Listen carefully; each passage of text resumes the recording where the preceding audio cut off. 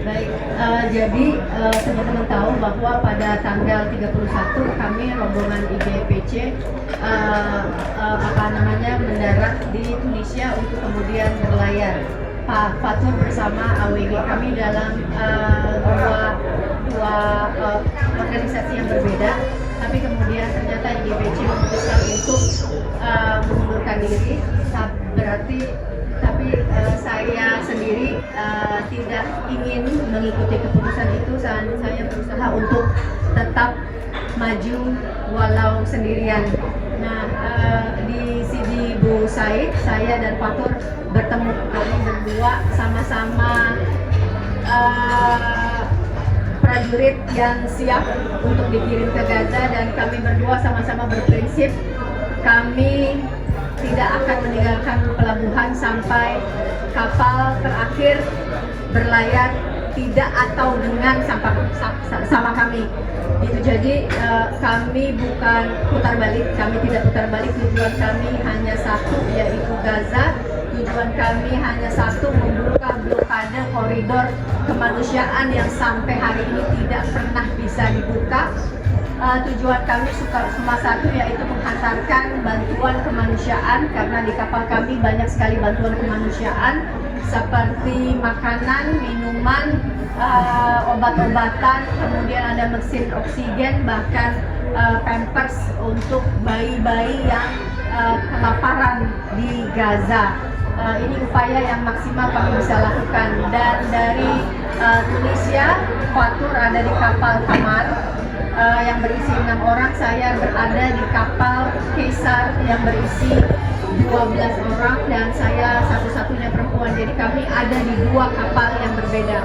Saya sempat stranded karena ada sedikit kecelakaan. Saya sempat stranded di Kiblia, masih di Tunisia, tapi di pelabuhan yang lain selama 1 malam. Fatur juga sempat stranded di Italia, nanti Fatur cerita. Kemudian sampai di Portopalo, Italia. Nah, di Portopalo, Italia saya kembali qadarullah kembali lagi bertemu dengan Fatur dengan kondisi kapal yang sama-sama tidak memungkinkan lagi untuk berlayar, dan kapal Kamar dan kapal Kaisar tidak memungkinkan lagi berlayar. Dan tidak cuma dua kapal tersebut, banyak kapal yang tidak memungkinkan lagi berlayar. Di antaranya ada nama Aladin, ada nama Asia, X1, Yaman, dan Nusantara.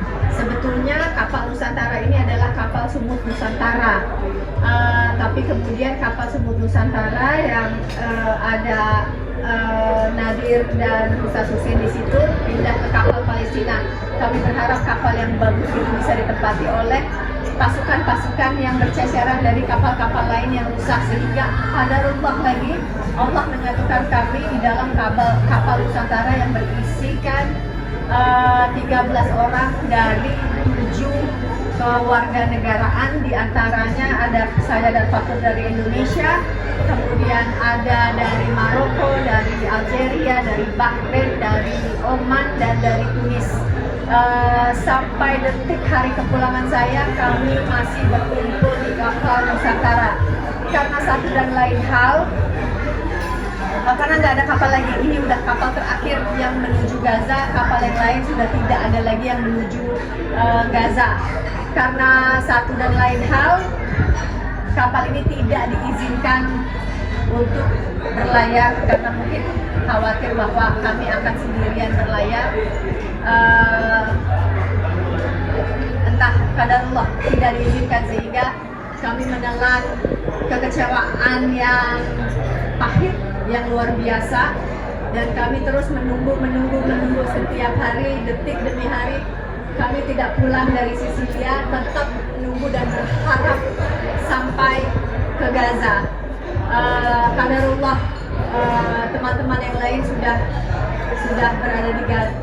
berada di perairan Gaza, dan patut diingat ini adalah misi kemanusiaan yang dijamin oleh peraturan internasional, dijamin oleh hukum internasional, yaitu Konvensi dan Jenewa.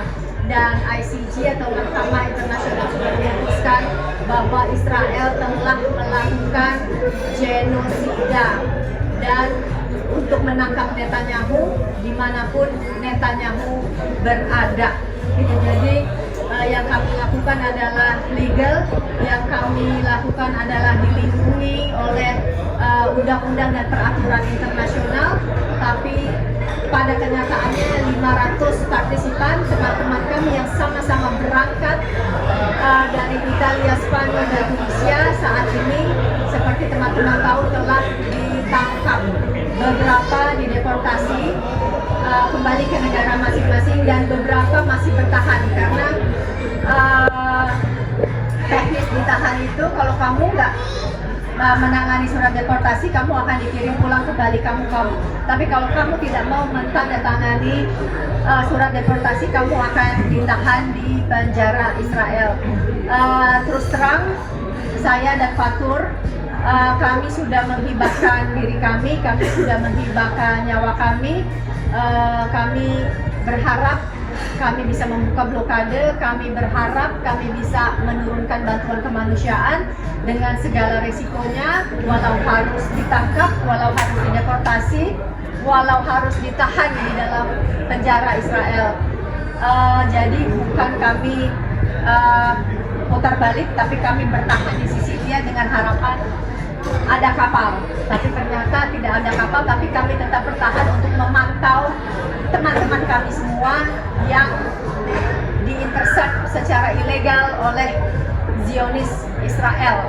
Gitu. Yang melakukan tindakan ilegal adalah Zionis Israel karena intersepsi itu, penyergapan itu, penculikan itu tidak dibenarkan oleh peraturan internasional yang ada di dunia. Tidak boleh ada bantuan kemanusiaan apapun yang boleh diintercept atau digagalkan, dan itu adalah melanggar peraturan undang-undang. Dan kembali lagi, perjuangan kami sungguh amat sangat berat. 2 minggu di pelabuhan Tunisia mencari kapal untuk membawa kami ke Gaza, 2 minggu di Sisilia mencari kapal untuk membawa kami ke Gaza, sampai sejujurnya saya merasa bahwa seharusnya hari ini kami ada di penjara Israel, di penjara ilegal okupasi Palestina oleh Israel hari ini. Dan yang kami lakukan ini semua adalah untuk membangunkan umat. Yang kami lakukan untuk membangunkan kesadaran warga negara Indonesia dimanapun kita berada, bahwa kita harus membebaskan Palestina dari penjajahan, dan itu sudah ada di preambul Undang-Undang Dasar 1945,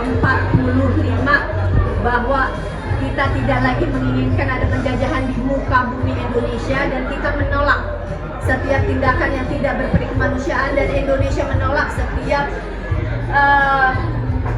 tindakan yang tidak berperi keadilan. Ini udah jelas. Ini adalah esensi dari Undang-Undang 1945. Jadi menurut saya tidak ada lagi yang harus didiskusikan, hanya ada satu negara, Palestina merdeka. Allahu Akbar. Allahu Akbar.